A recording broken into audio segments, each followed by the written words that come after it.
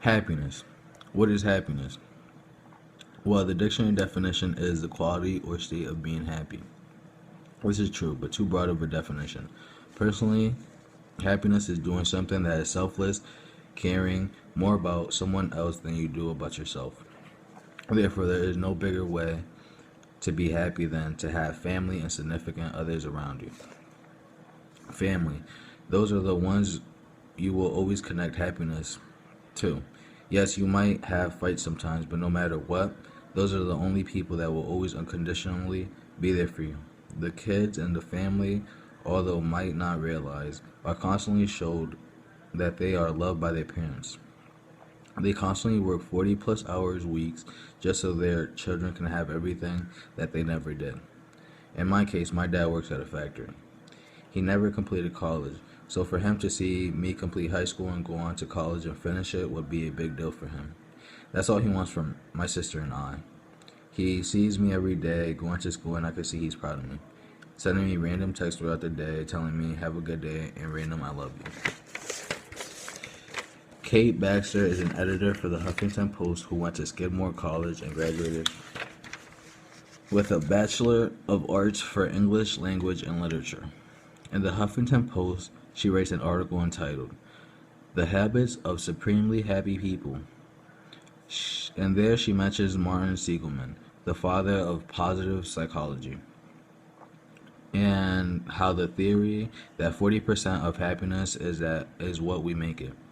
For example, if you are around happy people, more than likely you will be happy too, such as smiling more often, laughing, and being in a much better mood.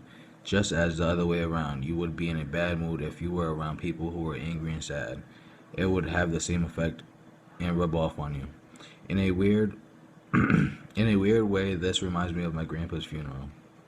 One half of the people were mourning him, crying their eyes out, as opposed to the other half thinking of all the happy memories he had brought, making everyone smile and bringing him in a way back to life, sharing stories. It brought a lot of mixed emotions to me because he was my favorite person in the world. But the fact that in such a sad moment everyone could see the happy times he had made for himself and everyone surrounding him was an amazing feeling, which in that very moment made me feel even happier to be his grandson. How about that? That happiness that your significant other makes you feel. My parents been together since they were 16 in high school and 23 years later still together. I have always seen the way my parents have treated each other. They always do what will make another happy.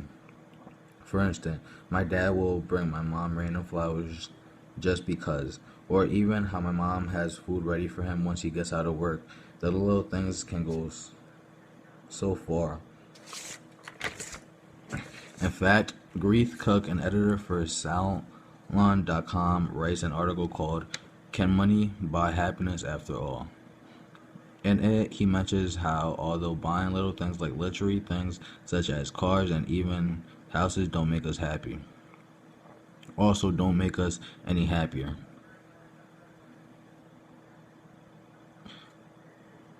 Also, he mentions how one should buy experience. This means taking a vacation instead of buying new Xboxes or new plasmas. In fact, it is proven that going on vacation increases your level of happiness. My dad takes my mom, sister, and I on yearly trips. Last year we went to North Carolina, and the year before, Niagara Falls, New York. It was kind of a tradition for us, and because of our yearly trip, it has made me want to travel the whole world. Although money doesn't buy happiness, it is true that you have to have some kind of income to be able to afford these trips.